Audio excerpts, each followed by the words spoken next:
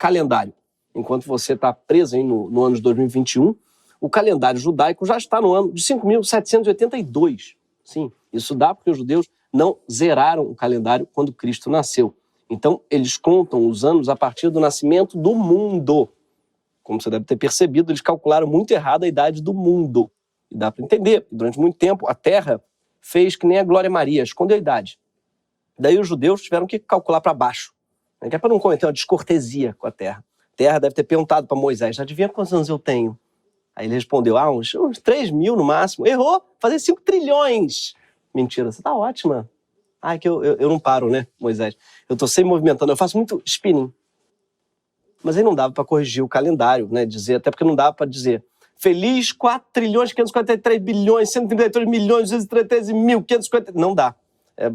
Cada Réveillon, imagina, isso não é um ano, é um CPF. Eu tenho inveja mesmo, é dos etíopes, que contam os anos a partir do nascimento de Jesus, mas acham que ele nasceu 8 anos depois. Sim. Então, eu acho que eles ainda estão agora em 2013, pelos meus cálculos. Tenho vontade, inclusive, de avisar para ele. Deixa quieto esses 20 centavos aí, tá? Esquenta a cabeça que senão... paga 20 centavos a mais. Não precisa, deixa o gigante dormir. Shhh, dorme, gigante etíope. O Brasil segue o calendário gregoriano, mas eu juro que não tem nada a ver com isso. Eu nunca nem sei que dia é hoje. Se o calendário fosse meu, não existiria, por exemplo, a quarta-feira. Para mim é uma invenção burguesa cujo objetivo é demorar mais para que chegue a sexta. Aliás, o português é a única língua que conta a semana pela quantidade de feiras. O feirante, ele está para o povo português como Cristo está para o Ocidente. É ele que data o calendário. O português falou assim, é você. Meu calendário é do feirante, não é gregoriano, é Jesus, não. É você que multiplica o meu peixe. Então é você que vai definir quais são as feiras de cada dia. Não é mardi, mercredi, ou o que é mercre, o que é lune. Não sei, gente. Agora, o feirante está lá toda semana, eu vejo ele. Faz muito bem o português. Mas nem todo brasileiro está em 2021, não. Sim, a imensa maioria, eu inclusive, já está com a cabeça em 2022. Isso desde 2020. Se 1968 foi o ano que não terminou, 2021 foi o ano que nem começou. Foi o ano que todo mundo pulou, que já nasceu terminado. O motivo? Tudo indica que é apenas em 2022 que deve acontecer o fim desse pesadelo caracterizado tanto pela pandemia quanto pelo governo Bolsonaro. E a grande maioria do país vive hoje na expectativa dessa dupla despedida do vírus e do vetor. Se as eleições fossem hoje, Bolsonaro ele perderia de lavada, com chances de não ir nem para o segundo turno. Só que para algumas pessoas isso não é bom o suficiente. Por quê? Porque quem ganharia nesse caso seria o Lula. Existe um movimento hoje que pede eles não. Nem Lula, nem Bolsonaro. Uma terceira via. Esse termo tem sido usado muito por quem recusa supostos radicalismos. Já deve ter ouvido, nem direita, nem esquerda. Eu quero ir para frente. Mas para onde? Quem é essa terceira via? Né? Essa é a pergunta que todo mundo se fazendo. Nas ruas, não sei se estão fazendo não, mas nos canais de notícias só fazem essa pergunta. Otávio, vamos falar sobre um assunto sobre o qual a gente conversa bastante, que é a terceira via, né? Vamos diretamente ao assunto. Bruno, quem vai ser o candidato da terceira via? De onde surgirá o candidato da terceira via, Bruno? Nós convencionamos chamar de terceira via, ela virou uma grande interrogação. É se hoje a discussão ela está dominada pela polarização ou se de fato a gente tem um espaço para a viabilização de uma candidatura que seja uma alternativa aos extremos que estão colocados. Terceira via, eu suponho. Esse aí que falou terceira via, eu suponho, é o Lucas Mendes. Ele é a pessoa que menos tem cara de Lucas Mendes que eu conheço. Lucas Mendes, para mim, é um jogador de futebol, não sei. É um jogador de futebol, aliás, que mudou muito o tipo de nome nos últimos anos. Né? Porque antigamente o jogador de futebol chamava Vavá, Didi, Zadá, Zico, Toró. Hoje virou Daniel Alves, Diego Cavalieri, Everton Ribeiro. Isso antigamente era o nome de comentarista da Globo News, que agora é Lucas Mendes. Não faz sentido.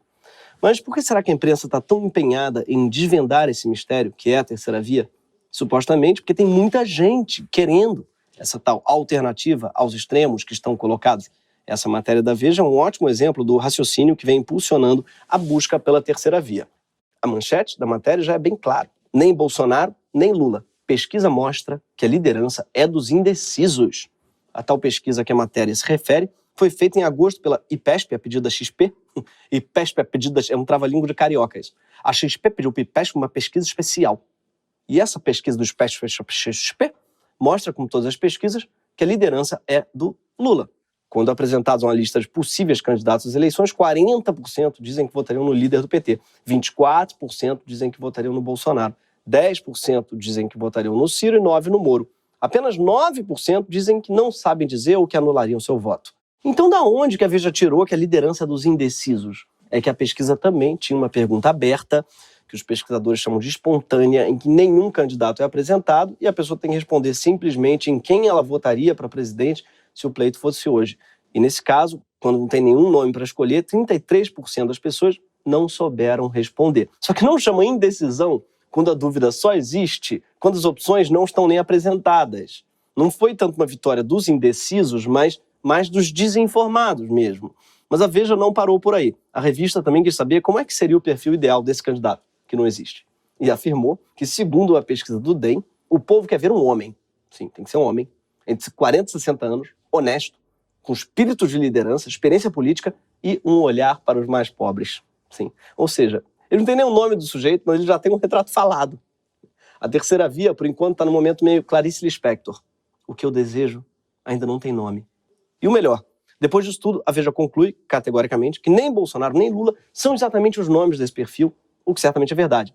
Nem Lula, nem Bolsonaro correspondem ao perfil do candidato imaginário, até pelo fato deles não serem imaginários. Eles existem, daí não dá muito para ser imaginário. Muitas das pesquisas que tentam provar que existe um enorme clamor popular pela terceira via vão nesse sentido, de perguntar se a pessoa gostaria de ter uma alternativa, deixando a critério dela imaginar que alternativa seria essa. Imagina uma pergunta do pesquisador, e você? Você prefere votar num candidato que existe? Ou num candidato ideal, que tem as características que você inventar? Acho até curioso que 100% dos entrevistados não optem pela terceira via imaginária. Mas a falta de nomes não tem impedido os mais entusiastas de pensarem grande. A jornalista Eliane Cantanhede, por exemplo, ela chegou a publicar uma coluna de opinião pedindo para o Lula abrir mão da sua candidatura para ser vice desse alguém que não existe, mas que seria da terceira via. Ela chamou essa operação de golpe de mestre. Sim, essa turma está sempre vendendo algum golpe no qual o PT perde a presidência. Só que a sacada dela é que agora o PT é que tem que dar o próprio golpe em si mesmo, trocando a possível presidência pela vice-presidência. Sim, você trocaria ser presidente do país por ser vice-presidente de um candidato que ninguém sabe quem é? Sim! A título de curiosidade, a Cantanhede, ela é a mesma pessoa que, quando foi cobrir o anúncio da candidatura do Serra pelo PSDB em 2010, disse isso daqui. Parece até que o PSDB está virando um partido popular, um partido de massa. Mas um velho assessor que conhece bem o PSDB brincou. Um partido de massa, mas uma massa cheirosa. Massa cheirosa, eu imagino um ravioli trufado. Mas o mais engraçado para mim está na empolgação que ela está cobrindo a convenção do PSDB, como se fosse um Rock in Rio. Só que a atração principal, no caso, era o Zé Serra. E é essa pessoa aí que está procurando um candidato bem cheiroso para ocupar a terceira via. Mas quem tem dado um show mesmo nessa busca pela terceira via são os comentaristas do Grupo Globo, de modo geral. O colunista do Globo, Miguel de Almeida, assim como Cantanhede, também sugeriu que Lula fosse vice, no caso do Tasso Gereissati. Detalhe, o Tasso não é nem candidato. Imagina o susto da porra que ele ia tomar. Um dia acordar e o outro tá lá de vice atrás dele. Sai daqui, cara, não sou vice, não. Ou, tem que perguntar primeiro se a pessoa quer ser vice, gente. Chama-se consentimento. Não dá pra ser vice da pessoa sem consentimento. Enquanto isso, a gente tem o Merval Pereira, que fica tratando o general Mourão, o vice do Bolsonaro, como uma terceira via. E uma opção ao Bolsonaro. Sim. É tipo dizer, pra você que não come carne, a gente tem esse leitão a pururuca. O jornal O Globo, ele promoveu ainda um debate entre os candidatos do PSDB, dando um mês de assinatura grátis para quem assistisse. E depois ainda mandou a manchete, além dos políticos do PSDB, conheça os outros pré-candidatos a presidente. Sim, isso intenção de voto equivale a dizer algo como conheça outras metrópoles do mundo além de Piraporinha. Agora, não é porque a terceira via ainda não encontrou seu candidato que não existam candidatos a candidato da terceira via. E olhando para eles, dá para entender um bocado de coisa sobre esse movimento que tomou de assalto os platôs de comentaristas do Manhattan Connection ao Estúdio I. O primeiro foi ele, o apresentador Luciano Huck, com ganhos estimados em 3,5 milhões de reais por mês. Huck não é só riquíssimo, como tem ligações íntimas com basicamente toda a grande corporação do país, do Globo ao Itaú. Huck não é bolsonarista. Tradicionalmente, ele é um tucano, inclusive em todas as acepções dessa palavra. Mas ficou esperançoso, por incrível que pareça, quando Bolsonaro ganhou a eleição. Da opinião a favor de nenhum candidato, pelo amor de Deus. Vou explicar de novo, tá? Eu fiz uma análise ao longo da semana da minha opinião sobre as duas candidaturas. Os dois problemas que eu vejo nelas. No PT eu jamais votei e nunca vou votar. Isso é fato. No Bolsonaro, de novo. Não estou falando que eu... Assim, levantei os problemas e acho que as pessoas podem sim amadurecer. É o que eu estou falando. Vamos ver o que vai fazer. Tem uma chance de ouro, né? De ressignificar a política no Brasil. Vamos ver. Vamos aguardar. Eu gosto que ele começa dizendo que ele, durante uma semana, fez uma análise da própria opinião dele mesmo. É a tucanização da declaração de voto.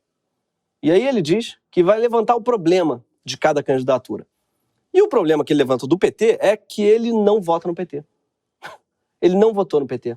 Nem nunca vai votar no PT. Só que isso não é um problema do PT, cara. Isso é um problema teu. O PT tem 300 problemas. Você não consegue citar um problema do PT?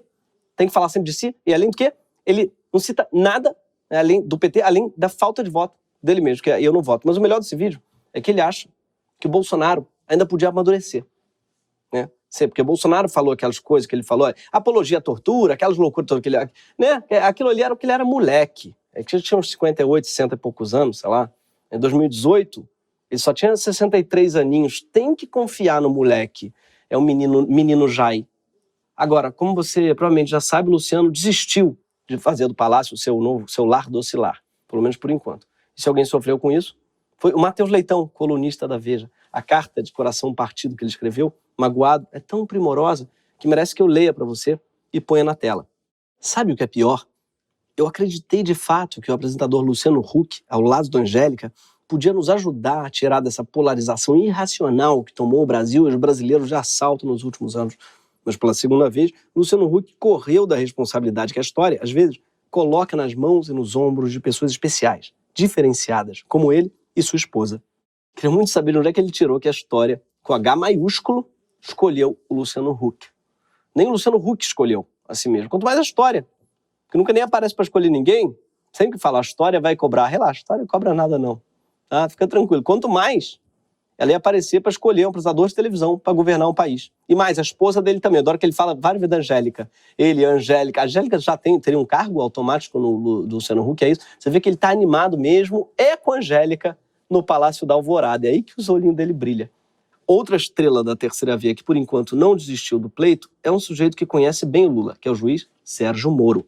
Foi ele que determinou a prisão do Lula quando esse era o primeiro colocado nas pesquisas, fazendo o Bolsonaro assumir, então, o primeiro lugar. E depois de ajudar a elegê-lo, inclusive ganhou um emprego no governo dele. Governo esse que hoje ele resolveu criticar. Tem um caráter um tanto quanto populista na formulação das políticas públicas, com a diferença que o presidente Bolsonaro seria um populista de direita e o presidente Lula um populista de esquerda, com arroubos autoritários. Né? O presidente Bolsonaro, que isso tem sido remediado nos últimos tempos. Moro é aquele cara que só fala mal do patrão depois que já foi demitido. A única coisa que ele tem de terceira via, de fato, é a voz. Que parece sempre que está saindo de uma terceira via. Pro ano que vem, o problema do Moro é que, como candidato, ele não tem o recurso de prender os outros candidatos. O que dificulta um pouco as coisas para ele. Vai ter que bolar uma estratégia nova de campanha. Ainda mais depois que a maior credencial dele, que é a do combate à corrupção, ficou um pouquinho arranhada quando a Vaza Jato revelou que ele sugeriu blindar certos ex-presidentes e também quando, já no governo Bolsonaro, ele disse que Caixa 2 não era corrupção. E também quando, saindo do governo Bolsonaro, ele virou sócio de uma empresa americana que fatura milhões com a recuperação judicial de empresas afetadas pelas decisões dele mesmo como juiz. Isso seria um puta case de sucesso se não fosse uma venda casada. Outro veterano muito ventilado na terceira via é o governador de São Paulo, João Dória, que está abertamente em campanha, passando um bom tempo em lugares bem distantes do estado que ele governa, tipo Guarabira. Guarabira, essa cidade aqui na região do Brejo Paraibano, por onde Dória passou em outubro. Falando com o povo de lá, Dória disse que Guarabira ainda poderia se desenvolver muito, apesar de estar numa região seca. E para o público entender isso, ele fez uma comparação excelente. Dubai era um deserto completo. Completo. Não tinha um fio de água. Deserto completo. Quem aqui já foi a Dubai? Se puder levantar o braço. Alguém já teve essa oportunidade? Esse riso aí não é nosso não, tá? É do vídeo mesmo. E caso você tenha se perguntado se alguém levantou a mão, quem aí? Alguém levanta a mão? Sim, uma pessoa levantou. Foi o deputado Rui Carneiro, do PSDB. E E faz sentido ninguém ter Dubai, porque a passagem mais barata que eu encontrei entre Rio e Dubai sai em torno de R$7.000 e de volta. Já a média salarial em Guarabira é menos de um salário mínimo e meio. Mas o Dória dificilmente vai saber disso, sendo que ele é um cara que tem R$180 milhões, ele mora numa das 10 maiores casas de São Paulo e ele é fundador do Grupo de Líderes Empresariais, que reúne mais de 1.600 empresas, representando cerca de metade do PIB privado do país. Ele deve achar que todo brasileiro é leitor assíduo da sua revista Caviar Lifestyle. Sim, esse é o nome da revista dele, tá? Também não é uma piada nossa, não. É realmente uma revista que ele fundou, que ele dirigia. Quem aqui já harmonizou ovas de esturjão com Chateau Lafite? Hein? Levanta a mão. Se ele tivesse mais destino político, ele buscava identificação através de outra experiência pessoal sua, mais popular. Quem é que já broxou? Hein? Quem é que já teve essa oportunidade? Não precisa levantar nada, não. Porque eu sei que às vezes não dá e não quero constranger ninguém, tá? Dória, teoricamente, ele deveria ser um candidato forte. Por quê? Porque ele tem um feito relevante para exibir. Ele tem um apoio incansável à pesquisa no Instituto Butantan, que resultou na Coronavac, sem a qual a pandemia no Brasil teria sido ainda mais desastrosa. Mas ele claramente não está conseguindo converter esse sucesso de gestão em ganho eleitoral. E dá para entender. Porque ele é o cara que pergunta para os moradores de Guarabira quem já foi a Dubai. Agora tem outra candidatura dentro do PSDB que está crescendo na mídia. É a do governador do Rio Grande do Sul, Eduardo Leite. Leite está na política desde 23 anos, sim. Quando ele foi eleito vereador de Pelotas em 2008. E em 2012 ele foi eleito prefeito da cidade de Pelotas e conseguiu fazer então sua imagem de reformista liberal. Leite é o favorito do mercado. Mercado é a expressão que usa para aquela turma justamente do leite com pera. Aquela mesma turma da Faria Lima, que botou fé no Temer, depois botou fé no Paulo Guedes, é um executivo de banco. Aliás, isso é o valor econômico, que existe uma forte demanda pela terceira via. E por isso o mercado financeiro está aguardando as prévias do PSDB. Só mesmo o mercado financeiro para aguardar as prévias do PSDB. Recentemente, numa entrevista na TV Aberta, ele defendeu seu voto em Bolsonaro em 2018. Naquela eleição de 2018, votamos na expectativa de que fosse algo de diferente. De um lado, nós tínhamos certeza que a escolha pelo PT seria ruim para o país. De outro lado, nós tínhamos a dúvida. De um lado, nós tínhamos certeza que o PT seria ruim para o país. Do outro, nós tínhamos a dúvida. Realmente, Bolsonaro era uma dúvida. Será que ele vai falir a economia ou será que ele vai só erodir a democracia? E o cara conseguiu surpreender, conseguindo ambos, dobrou a meta. Para ser justo, em julho desse ano, Leite já disse que se arrependeu do voto. Em julho desse ano. Não adianta mais chorar pelo leite derramado. Até porque ele demorou bastante para se arrepender, né, gente? No meio de 2020, em pleno horror da pandemia, Eduardo Leite já estava convicto de que Bolsonaro tinha sido a escolha certa. Devemos mudar o nome dele para Eduardo Too Late. Desculpem. Eduardo deve se candidatar a presidente porque ele é contra a reeleição para governador. E o gaúcho, de modo geral, também é contra. O Rio Grande do Sul nunca reelegeu um governador. Então, se lançar a presidência seria um jeito de ficar conhecido nacionalmente. Ele não teria nada a perder. Só que provavelmente seria meio café com leite. E esse foi o último trocadilho que eu fiz com leite. Desculpem por tentar tirar leite de pedra. Outro candidato a candidato da terceira via é o médico Luiz Henrique Mandetta, que entrou na política financiado por seguros de saúde. Mandetta parecia uma ilha de sanidade no governo Bolsonaro, mas vamos lembrar que nesse governo o Theo Becker também pareceria. Antes de qualquer coisa, é bom se perguntar o que Mandetta estava fazendo no governo Bolsonaro. O quê? Bom, antes de ficar famoso defendendo o SUS, o Mandetta estava na linha de frente contra o Mais Médicos. Além de ruralista, ele é conservador, já se opôs à legalização do aborto de fetos com microencefalia e chegou até a criticar a fragmentação da família causada pela lei do divórcio. Sim, esse é o Mandetta. Curioso, quando ele se demitiu, o Bolsonaro disse que foi um divórcio consensual. Ou seja, Mandetta quer o divórcio só para ele. Ele é o nosso Henrique VIII. Apesar de estar lá atrás das intenções de voto, né, Mandetta está super confiante. Imaginando que eles vão ter uma eleição um contra o outro. A única chance que o Lula tem é contra o Bolsonaro. E a única chance que o Bolsonaro tem é contra o Lula. Se entrar o Ciro, se entrar eu, se entrar a terceira via organizada e for para o segundo turno, seja contra Bolsonaro, seja contra o Lula, vai ganhar a eleição. É a marra de um Romário. Assim, Lula e Bolsonaro, que são mais de 70% das intenções de voto, juntos não têm a menor chance contra o Mandetta.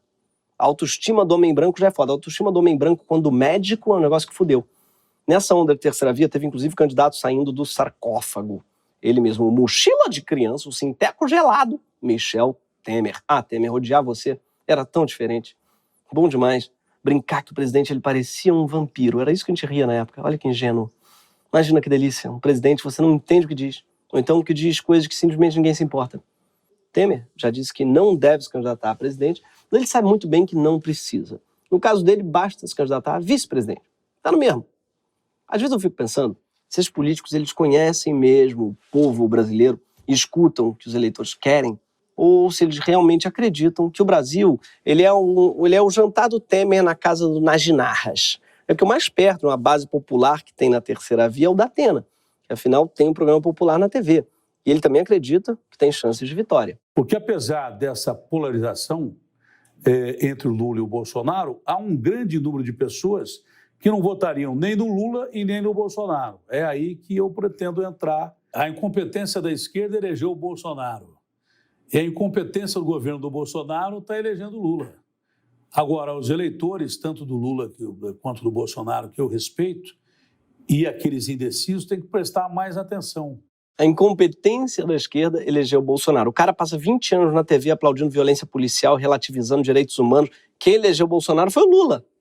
Mas o melhor é que ele acha que o pessoal vota no Lula ou no Bolsonaro porque não está prestando atenção. Provavelmente nele. É que é muito difícil prestar atenção em você, Datena. Com a quantidade de joia que você tem na mão, ele é uma espécie de pirata do Caribe com um senhorzinho Malta, uma mistura muito esquisita. Agora, sabe o que todos esses nomes de terceira via aí eles têm em comum? É que todos eles, não sei se vocês perceberam, todos eles apoiaram o Bolsonaro em algum momento. Então, essas opções de terceira via hoje parecem mais uma dissidência do bolsonarismo. Parece a turma que quer se livrar do Bolsonaro, mas sem fazer autocrítica por ter apoiado o Bolsonaro. E seguir com o governo que eles tinham sonhado para o Bolsonaro, só que perfumado com capim-limão. Outra coisa bem comum entre eles é que todos ou têm grandes fortunas ou são apoiados por quem tem. O que falta a eles é só um detalhe na democracia, que é o eleitor. Não existe terceira via sem um terceiro projeto que anime um terceiro grupo de eleitores. E é isso que nenhum desses candidatos a candidato parece ter. Até porque a base eleitoral deles é aquela que Bolsonaro pegou para si. Em 2018, todos eles surfaram na onda bolsonarista para tentar aproveitar um pouquinho dessa base, mas nenhum deles parece ter conseguido, de fato, conquistá-la a ponto de descolá-la do Bolsonaro. Não é à toa que, recentemente, alguns entusiastas da terceira via estão se voltando para um candidato que ele sim tem um terceiro projeto sólido para o país, que é o Ciro Gomes. O Ciro está sendo cogitado até como possível candidato da União Brasil, o novo partido criado pela fusão do DEM com o PSL. Sim, o DEM e o PSL vão se fundir. Imagina que lindo esse megazord que vai nascer do casamento do ACM Neto com a Joyce. Ciro, entre todos esses candidatos, é o único que não declarou voto no Bolsonaro em 2018. E é o único que parece ter mesmo um caminho claro de mudança para o Brasil. Ciro tem também uma base eleitoral. Só que apesar de ser ex-ministro do Lula e aliado dele de muitos anos, ele parece ter se convencido de que a melhor estratégia agora é tentar surfar no antipetismo. E, dado declarações incendiárias, como de que Lula conspirou pelo impeachment de Dilma, mesmo que seus eleitores atuais prefiram o Lula ao Bolsonaro. O problema dessa estratégia, tanto a de Ciro quanto da terceira via inteira, é que ela mina o candidato mais popular do campo democrático e equivale ele ao Bolsonaro, ao cosplay de ditador, ao adorador de miliciano, acusado de crimes contra a humanidade. Essa falsa equivalência é, no mínimo, uma irresponsabilidade. Quando o Ciro entra por esse caminho, ele acaba soando igualzinho os outros candidatos de terceira via. E estou trabalhando para isso, para pacificar o Brasil. Eu não vejo nenhum dos extremos capazes de pacificar o país para o país poder andar. De certa maneira, são dois extremos, na minha opinião, respeitosamente a serem evitados. É muito fácil você gerar militância nos extremos, porque é só você atacar o outro lado. Então, é um discurso muito simplório. Eu acho que o Brasil chegou a hora da gente... Eu não estou falando de A ou de B ou de C. Eu acho que a gente tem que gerar a militância do bem radical, o bem mesmo, assim, as pessoas que querem o bem da nação e não o mal do outro. Imagina essa militância do bem radical, meu. Eu adoro isso. A pessoa tentando arrastar a velhinha para atravessar a rua. Eu não quero não, senhor, eu estou bem aqui. Vai atravessar sim! Não confundir com bem 10. Sim, bem 10 sim, é um bem radical. Esse discurso de que existem dois extremos, dois polos, todos os dois são terríveis, é o mesmo discurso do Ciro desde 2018. Nosso país precisa de liderança, nosso país precisa de achar um caminho equilibrado, um caminho que a gente possa tirar os extremos dessa coisa e tentar ver se a gente ajuda o Brasil a crescer. O extremo que ele está dizendo aí, na época, não era nem o Lula, era o Haddad. Extremo, o Haddad. É a guerra da terceira via contra o quê? A ciclovia, só se for. E essa dificuldade do Ciro, né, em se indispor com o voto antipetista, ou mais que isso, esse flerte dele com um voto antipetista perdurou durante toda a campanha. Mesmo depois dele ficar fora do páreo e do PT se tornar a única alternativa contra Bolsonaro. Poucos dias antes do segundo turno, Ciro se recusou a endossar claramente o Haddad e, ao voltar de sua viagem para a França, ele fez um vídeo críptico, misterioso, enrolado, sem querer nem citar o nome do candidato petista. E essa foi a declaração de voto dele. Eu quero que Deus abençoe essa grande nação, para que todo mundo possa caminhar amanhã para votar compreendendo a necessidade de votar com a democracia, votar contra a intolerância, votar pelo pluralismo, mas também ninguém está obrigado a votar contra convicções e ideologias. Claro que todo mundo preferia que eu, com meu estilo, tomasse um lado e participasse da campanha.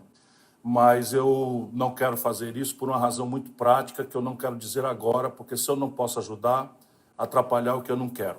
Parece muito a introdução de Amigo Oculto. Então, o meu candidato secreto é aquele que defende a democracia, a tolerância. Eu gosto que ele imediatamente fala, mas também ninguém precisa votar nele, porque também cada um vota de acordo. Gente, faz o que quiser, pelo amor de Deus. Quem sou eu para dizer para alguém... É muito curioso que o Ciro, sujeito famoso pela veemência, pela falar as verdades, eu acho curioso que ele tenha feito uma suposta declaração de votos tão confusa e cheias de ressalvas. Essa recusa em dizer que Bolsonaro é o único nome realmente inaceitável, mesmo que você odeie o Lula, essa recusa foi irresponsável em 2018, mas é ainda mais irresponsável agora. E aí a gente tem um problema real, porque foi demonizando o Lula e o PT que muita gente hoje, na tal terceira via, abriu caminho para a normalização de Bolsonaro. E agora, 600 mil mortos depois da volta da fome, da destruição da Amazônia, do dólar a R$6, da gasolina a 7, o melhor que eles conseguem é colocar Lula e Bolsonaro como dois polos que precisam ser evitados. Isso até poderia fazer sentido como estratégia eleitoral se tudo o que importasse fosse ganhar a eleição. Todos esses candidatos da terceira via estão apostando no antipetismo para roubar votos de Bolsonaro e ir para o segundo turno contra o Lula.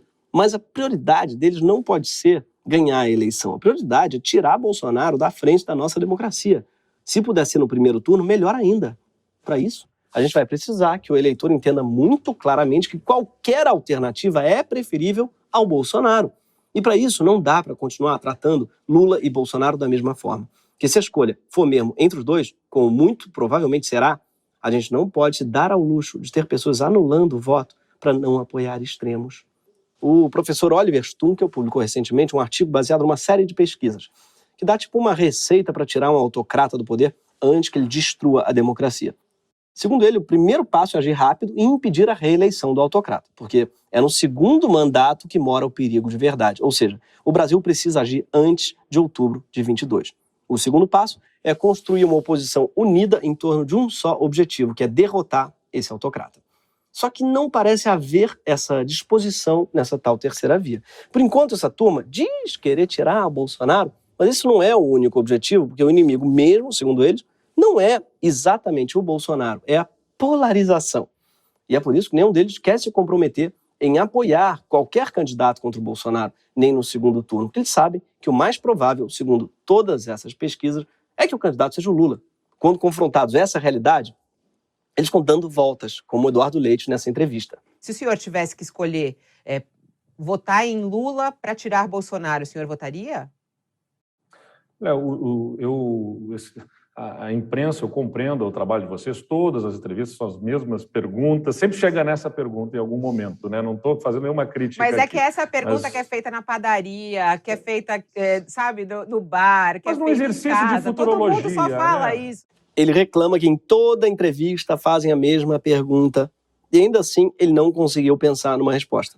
Sim, para quem ficou curioso, ele fica enrolando por um bom tempo e no final não diz que votaria em Lula, nem contra Bolsonaro, e afirma que tem certeza que não haverá um segundo turno entre os dois. Olha, faltou só combinar com 70% da população, cara. Ano que vem, na hora de votar, eu também adoraria ter uma opção ideal. Aliás, eu adoraria que o Lula tivesse ajudado a construir outras lideranças de esquerda, mais conectadas com as agendas desse século, coisa que infelizmente ele não fez. Mas fingir que Bolsonaro e Lula não são os candidatos mais fortes dessa eleição para inventar uma terceira via do ar, do nada, sem apoio social nenhum, sem nenhum nome forte, a menos de um ano de um pleito que pode definir se a democracia brasileira vive ou morre, é tanta falta de noção quanto imaginar que todo mundo no Brejo Paraibano passe as férias em Dubai. Até porque o melhor caminho para a terceira via chegar ao poder provavelmente não está tanto na disputa dos votos, mas na disputa dos próprios candidatos. A forma mais viável da terceira via governar não é jogar pedra no Lula, muito menos tratá-lo como equivalente ou quase equivalente a Bolsonaro, mas sim disputar o Lula. Porque, eu lamento informar para a esquerda, não tem nenhum político de esquerda mais flexível para as pautas de fora da esquerda do que o Lula. Quando ele precisou consolidar apoio, o Lula já topou Renan, Meirelles, Blairo Maggi, Cátia Abreu, Crivella, topou não aumentar imposto de rico, topou abraçar quem deu golpe na Dilma.